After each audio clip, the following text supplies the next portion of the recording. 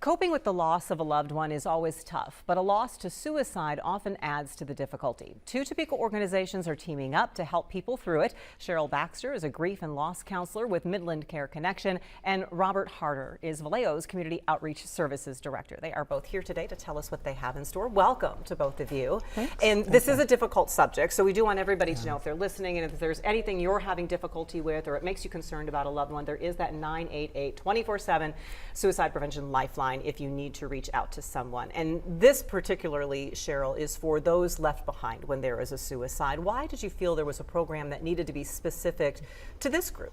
Well, interestingly enough, this program is being funded by the Greater Topeka Fund. We received a grant, and in our grant proposal, we identified that suicide was a need within our community that wasn't being served.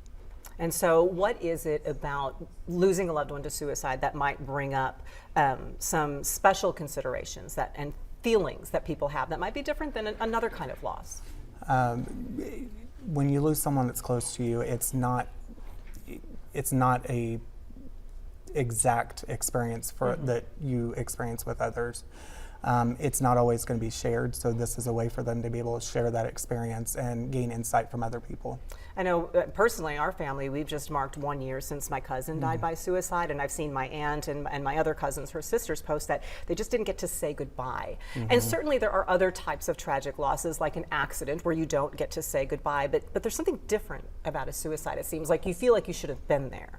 Not only that, but suicide in the terms of grief and loss is called disenfranchised because people are still uncomfortable talking about suicide. And so while there are other types of losses for sure, if you lose a spouse or a loved one, most people are comfortable expressing their condolences. They're more comfortable with the passing of the person. But in the situation with suicide, people don't know what to say. And there is a certain stigma still surrounding that. And so it's called disenfranchised grief. And so we're trying to bring it to the community to provide a place for those who would like to talk about it to come. Yeah, a way to kind of speak more openly about it. So Absolutely. This is called Left Behind. It's a 12-week program. Robert, what's going to happen during that 12 weeks? So it's kind of a modulated type group where they have certain steps that they go through, talk about certain things at certain stages of what they experienced. It's starting on Thursday, March 20th, and it'll run through till that 12-week period. Are you hoping that people go through all 12 weeks, or is it just kind of come and go? It is our hope that everyone who begins will be regular with their attendance. Registration is required.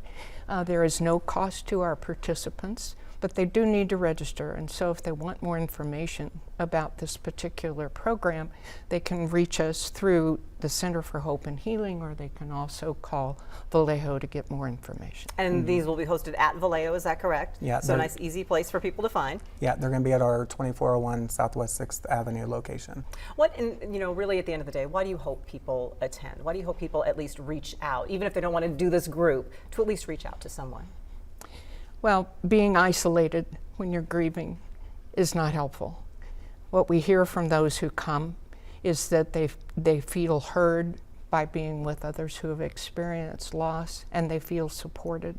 Carrying it around inside your own head becomes a burden, and it makes moving forward more difficult. Well, and that's why this whole mental health awareness project we have is called Hear Me, See Me. If this sounds like something that could be helpful to you or your family, it is called Navigating the Future After Suicide, a program that is a partnership between Valeo and Midland Care. They're going to meet Thursdays from 4 to 5 p.m. starting March 20th, going through June 5th. Again, those sessions are meeting at Valeo's 2401 Southwest 6th location.